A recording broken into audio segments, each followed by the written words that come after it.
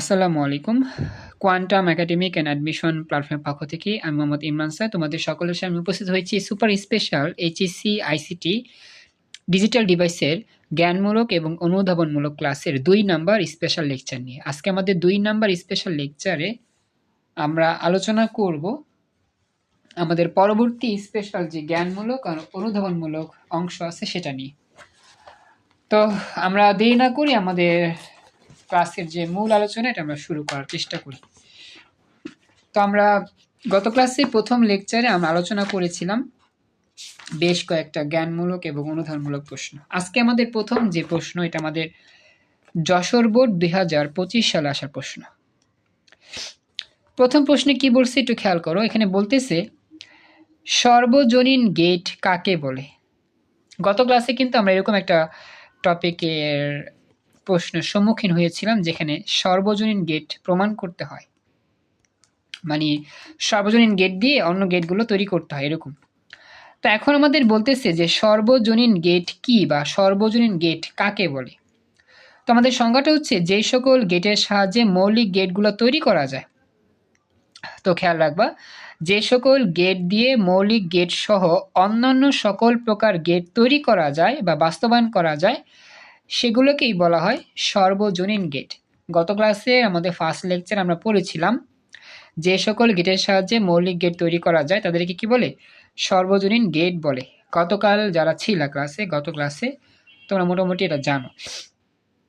তো এটা হচ্ছে আমাদের সর্বজনীন গেটের সংজ্ঞা, এটা মনে রাখার চেষ্টা করব। এখন আমাদের খননে বলছি কি যে x plus Y whole bar equal to x bar into y bar এর সত্যক সারণীর সাহায্যে ব্যাখ্যা করতে হবে। অর্থাৎ এই যে আমাদের ফাংশনটা আছে না, এই ফাংশনটাকে আমাদের সত্যক সারণীতে তুলে ধরতে হবে।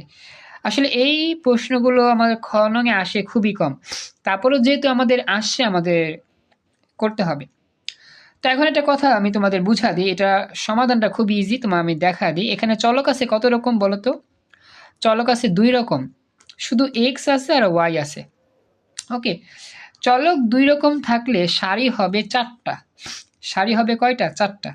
আগে কলাম সংখ্যা বের করা শিখি। দেখো, প্রথমে আমরা এক্স দিয়ে 1 নাম্বার কলাম তৈরি করব, পরে ওয়াই দিয়ে 2 নাম্বার কলাম তৈরি করব। সিম্পল হিসাব। আমাদের যেহেতু এক্স আর ওয়াই আছে 2 রকম চলক, তাহলে প্রথমে এক্স দেওয়া হবে 1 নাম্বার চলক, পরে ওয়াই দেওয়া হবে 2 নাম্বার চলক। এরপরে বাম পাশের এই অংশটাকে আমরা তৈরি করব কলামে।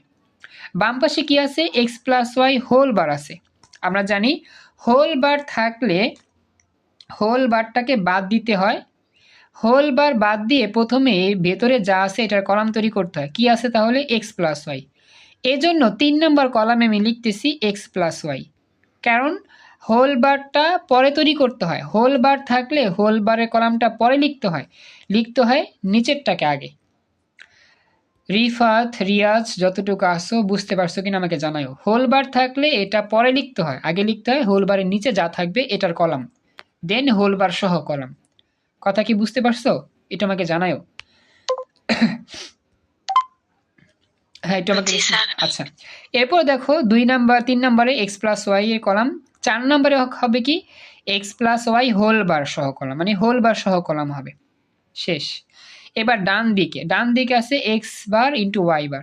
এখন এক্স বার ইন্টু ওয়াই বার লেখার আগে প্রথমে এক্স বারের একটা কলাম করবা নতুন কইরা, শুধু এক্স বারের কলাম করবা, আবার শুধু ওয়াই বারের কলাম করবা। শেষ। এরপরে এক্স বার ও ওয়াই বার কলামগুলো গুণ করে দিয়ে বা আরেকটা কলাম হবে, তাহলে এক্স বার ইন্টু ওয়াই বার হবে পরবর্তী কলাম। এই হচ্ছে আমার সর্বশেষ কলাম। তাহলে কলাম হলো 1 2 3 4 5 6 7টা। এখন আমাদের এগুলোকে পূরণ করতে হবে। প্রথমে আমাদের লিখতে হবে সারি, যেহেতু এখানে শুধুমাত্র 2টা চলক আছে এক্স আর ওয়াই, এজন্য সারি হবে 4টা। এই যে তোমরা সবাই জানো সারি হবে কয়টা? এখানে 4টা। যেমন এই যে 1 নং সারি, 2 নং সারি, 3 নং সারি, 4 নং সারি, 4টা সারি হবে। আমাদের ক্লাসে রত্না জয়েন করছো একটু আগে, thank you so much. Ratna, তুমি কেমন আছো? আসসালামু আলাইকুম স্যার, ভালো আছেন? আপনি কেমন আছেন? আলহামদুলিল্লাহ ভালো আছি। পরীক্ষা কেমন চলে তোমার? পরীক্ষাগুলো তুমি? স্যার আলহামদুলিল্লাহ ভালোই হইতাছে। আইসিটি পরীক্ষা এমসিকিউ কেমন হয়েছে? স্যার কইতে পারি না কেমন হইছে, মিলাও না কিন্তু এমসিকিউ? সব দিছি। আচ্ছা এবার না স্যার মিলাই নাই। আচ্ছা সৃজনশীল লিখতে পারছো কয়টা? 5টাই? 5টা দিছি। আচ্ছা এইচটিএমএল আমি তো মনে করো করাই নাই, তোমাদের করাইছি? এইচটিএমএল না আমি তোমাদের করাই নাই। এইচটিএমএলটা ইনশাল্লাহ শুরু করব। তোমাদের তো মনে করো যে এইচটিএমএল খুব শীঘ্র শুরু হয়ে যাবে। পরীক্ষাটা দাও। তোমরা অনেকেই পরীক্ষার জন্য ক্লাসে বসে থাকতে পারতেছো না, তো আমি জন্য তৃতীয় অধ্যায় যে লাস্ট অংশটা আছে এটা আমি এখনো শুরু করি নাই, যে হাফ এডার থেকে ফুল এডার বাস্তবায়ন, এটা করায় ফেললেই এইচটিএমএল শুরু করে দিব। তারপরে সি প্রোগ্রামিং শুরু করবো। এইচটিএমএলটা খুবই ইজি, জাস্ট এটা বেশি সময় লাগবে না, কিন্তু তৃতীয় অধ্যায় শেষ করতে সময় লাগছে বেশি আর কি। পরীক্ষার জন্য অনেকে ব্যস্ত হয়ে আসো দেখে পরীক্ষার প্রিপারেশন নিচ্ছ, তেমন ক্লাস করতে পারতেছো না, এই জন্য আমি তেমন ক্লাসও নিচ্ছি না। আর কিছুদিন আমাকে একটু রেস্ট নিতে হবে, কারণ আমার অনেক চাপ যাচ্ছে অফলাইনে, বুঝছো?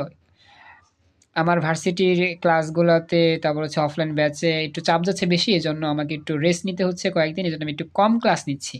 গ্রুপ ক্লাসগুলো অফ রাখছি সায়েন্সের। তো কোনো রকম ক্লাস নিচ্ছি, খুব শীঘ্রই সব ঠিকঠাক হয়ে গেলে আবার ফুল স্পিডে ক্লাস শুরু করবো ইনশাল্লাহ। আর তোমাদের পরীক্ষাতে তোমরা ব্যস্ত আছো দেখে আমি তেমন ক্লাসের কথা বলতেছি না। পরীক্ষা ভালো করে দাও, তারপর আস্তে আস্তে ক্লাসে জয়েন করার চেষ্টা করবে ইনশাল্লাহ। আর পরীক্ষার পরপরই পরীক্ষার চলাকালীন মাঝখানে আমি যতটুকু পারি যোগাযোগ করে তোমাদেরকে। হ্যাঁ বলো। এটা তো অর্ধবার্ষিক পরীক্ষা না আমাদের, কিন্তু আমাদের যে এত বাজেভাবে গার্ড দিতেছে বলার বাইরে, গার্ড না রাইতে দেয় না। আসলে সব কলেজ তো যা একরকম পারবা না। তাই লিখবা। হ্যাঁ আসলে অর্ধবার্ষিক বার্ষিক বিষয়টা না, সব কলেজ তো আর একরকম না, এক এক কলেজে এক এক রকম গার্ড দেয়। কোনো কলেজে বেশি করা গার্ড দেয়, কোনো কলেজে বার্ষিক পরীক্ষাও করা গার্ড দেয় না, বা টেস্ট পরীক্ষা তেমন গার্ড দেয় না করা। মানে এটা কলেজ ভিত্তিক আমরা তো হয়। ভাবছি আমাদের প্রথম এক্সাম একটু মানে সহজ করবে। কোন রকম ইয়া করা যাবে, কিন্তু না, যা পড়বা তাই লিখবা, না কারো কাছ থেকে জিজ্ঞেস করা যাবে, না পিছনে কোনো টাকা আনতে যাবে, মানে বাজে ভাবে একটা অবস্থা। তোমাদের কি সরকারি কলেজ এটা? জি সরকারি। বুঝছি। কিছু কিছু সরকারি কলেজে এবার নিয়ম নীতি থাকে কড়াকড়ি, তো সেটা ইয়া করা যায় না। যাই হোক, এটা নিয়ে মন খারাপ করো না, প্রথম পরীক্ষা এক্সপিরিয়েন্স হইলো আর কি। আবার দেখো রিয়াজের অর্ধবার্ষিক পরীক্ষা হয় নাই, অনেক কলেজে অর্ধবার্ষিক না হয় ডাইরেক্ট বার্ষিক হবে, এটা আর কি। এখন বলি এটা নিয়ে মন খারাপের কারণ নাই। যতটুকু প্রিপারেশন নিচ্ছ পরীক্ষা দাও, এখন সামনের পরীক্ষার জন্য ভালো করে প্রিপারেশন নিবা। আর আমি আসলে তোমাদের শুধু ক্লাসই করা যাচ্ছে, বুঝছো? তেমন গাইডলাইন, পরামর্শ, সাজেশন নিয়ে কাজ করতে এখনো পারি নাই পুরোপুরি। আমি চেষ্টায় আছি খুব শীঘ্রই এই অংশটা নিয়ে স্পেশালভাবে কাজ করা, যাতে করে তোমাদের উপকারটা বেশি হয়। ক্লাস তো আমি যতটুকু পারি নেওয়ার চেষ্টা করি, কিন্তু সবচেয়ে প্রয়োজন গাইডলাইন, সুন্দর একটা সিস্টেম, যে সিস্টেমে পড়তে পারলে তুমিও পড়ে মজা পাবা, সিলেবাসও ভালো শেষ হবে, সব সাবজেক্ট মোটামুটি তোমার কভার হয়ে যাবে। এরকম একটা সুন্দর সিস্টেম তোমাদেরকে প্রোভাইড করতে পারলে আমারও ভালো লাগবে, তোমরা পরে ভালো করতে পারবে ইনশাল্লাহ।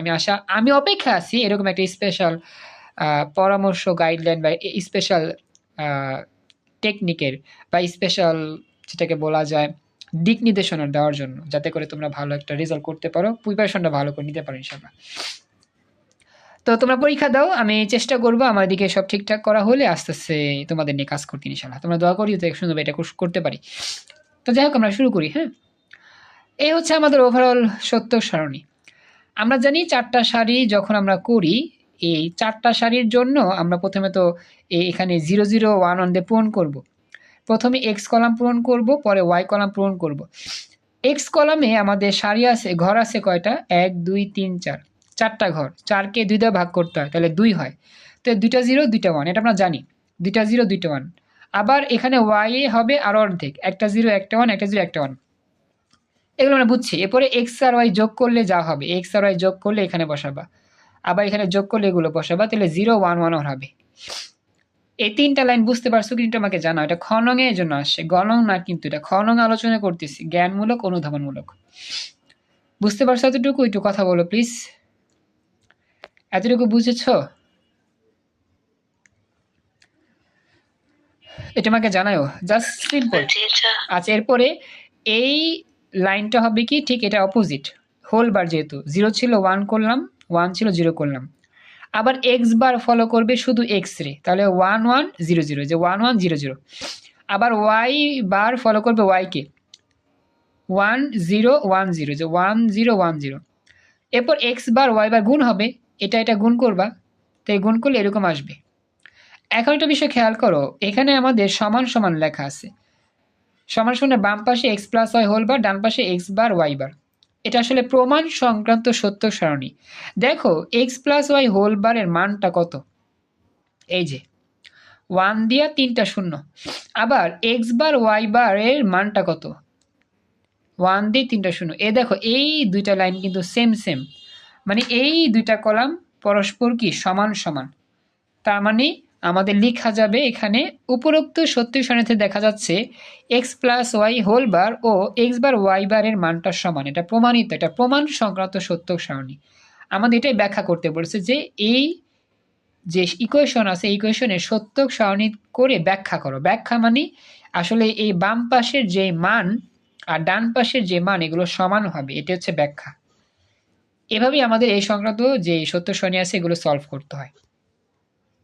দেখো তো বুঝতে পারলা কিনা বাকিরা? রিয়াজ একটু করে প্রশ্নটা দেখান। আচ্ছা, প্রশ্ন কি ছিল?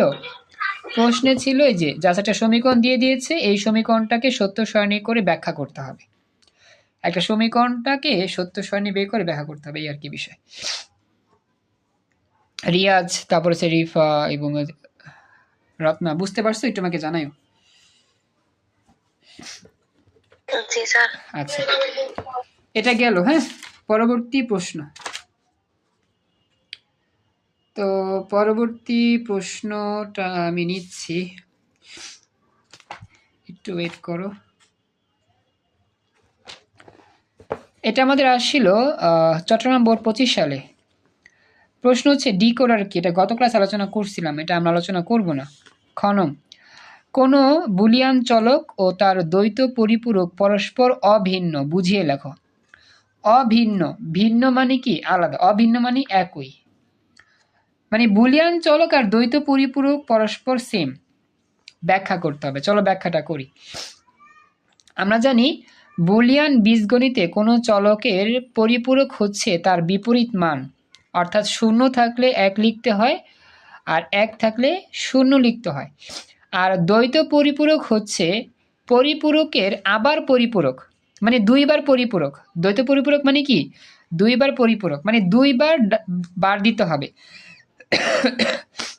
সরি, যদি কোনো বুলিয়ান চলক এ হয় তবে তার প্রথমবার পরিপূরক হবে এ সিঙ্গেল বার এবং তার দ্বৈত পরিপূরক হবে 2 বার সিঙ্গেল বার, অর্থাৎ এ ডাবল বার আর কি। দেখো তো বুঝতে পারলা কি না? একটা চলক এ, এটাকে যদি একবার তুমি পূরক করো তাহলে হবে এ সিঙ্গেল বার, আর যদি 2 বার পূরক করো তাহলে হবে এ ডাবল সিঙ্গেল বার। কথা কি বুঝতে পারছো? আমাকে জানাও রিয়াজ, রত্না, রিফা, এটা বুঝছো কিনা? একবার করলে এ সিঙ্গেল বার, 2 বার করলে ডাবল সিঙ্গেল বার বা ডাবল বার আর কি। আর দেখো ডাবল বার কিন্তু আমরা জানি বারবার কাটাকাটি শুধু এ হয় মানটা, তাহলে এ ডাবল বার মানে এই হবে, অর্থাৎ একটা রাশিকে 2 বার পরিপূরক করলে আগের রাশি পাওয়া যায়। রত্না, রিয়াজ, রিফা, কথা বলো, বুঝতে পারলা কিনা? রেসপন্স করো একটু। আচ্ছা, এটা গেল। এখন আমাদের বলছে যে পরবর্তীতে, এখন আমাদের কি বলছে পরবর্তীতে, একটা উদাহরণ দিয়েছে তারা। হ্যাঁ হ্যাঁ, চট্টগ্রামের খ আর কি, চট্টগ্রাম হের খ। এবার পরবর্তী বলতেছে যে উদাহরণ দিল আর কি, যে প্রথমে এ, পরে এ বার, এ ডাবল বার। প্রথমে যদি এর মান 0 ধরো তাহলে এ বার হবে কি 1, কারণ 0 থাকলে 1 হয়।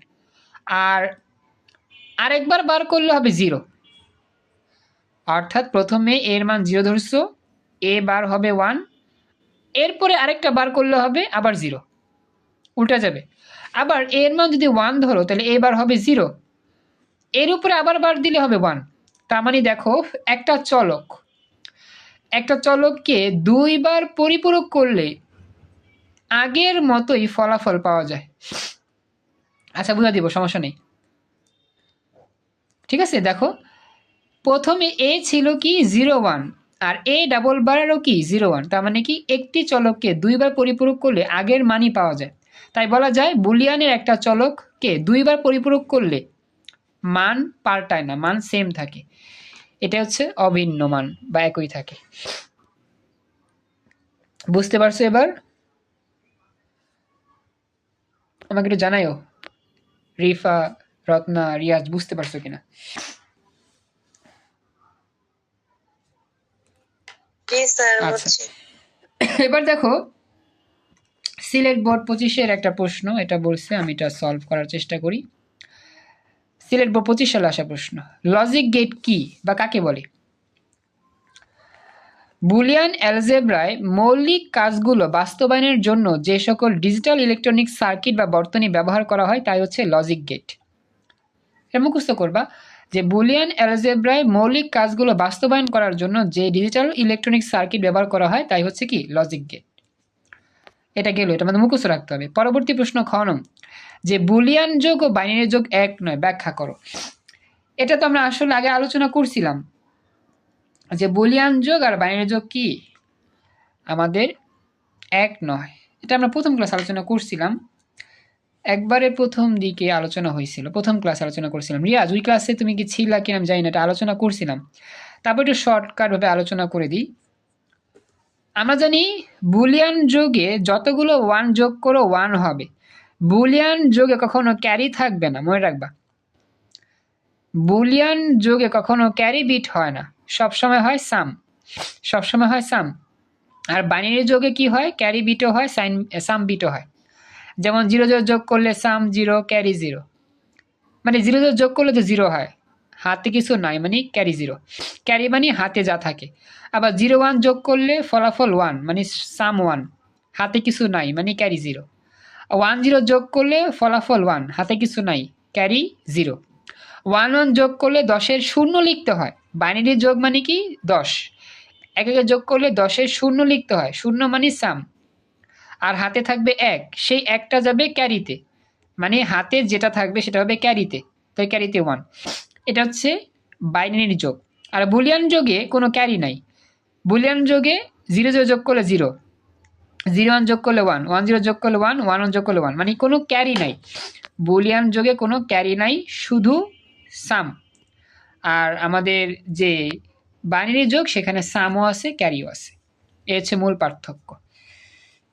তো রিয়াজ আমাকে জানাও, দেখো বুঝতে পারলা কিনা। এটা হচ্ছে বিষয় যে বাইনারি যোগে আমাদের কি হয়, সাম ক্যারি পাওয়া যায়, বুলিয়ান যোগে ক্যারি পাওয়া যায় না, এটাই। তো এই বলছে বাইনারি যোগের সময় আমাদের যে 1 1 যোগ করলে 10 হয়, কিন্তু বুলিয়ান যোগের ক্ষেত্রে 1 1 যোগ করলে 1 হয়। সুতরাং বাইনারি যোগ আর বুলিয়ান যোগ কি নয়, এক নয়। তো আমি আজকের মতো ক্লাসটা এখানেই রাখতে চাচ্ছি, আমার যেহেতু শরীর একটু ক্লান্ত লাগতেছে, আমি একটু রেস্ট নিতে চাচ্ছিলাম। আজকে আমি এখানে ক্লাস রাখি, নেক্সট ক্লাস ইনশাল্লাহ এরপর থেকে আলোচনা করার চেষ্টা করব। দোয়া করে যদি খুব শীঘ্রই সম্পূর্ণরূপে ক্লান্ত মুক্ত হতে পারি, চাপটা সামলাতে পারি, দেন তোমাদের ক্লাস সুন্দর নিতে পারি ইনশাল্লাহ। আজকে আর কোনো ক্লাস হবে না, এখানেই ক্লাস শেষ করলাম। ইনশাল্লাহ নেক্সট ক্লাসে আসার চেষ্টা করব। আর নিয়মিত ক্লাসকেও লেগে থাকো, কোনো হেল্প লাগলে আমাকে জানাইও। আসসালামু আলাইকুম, আল্লাহ হাফেজ।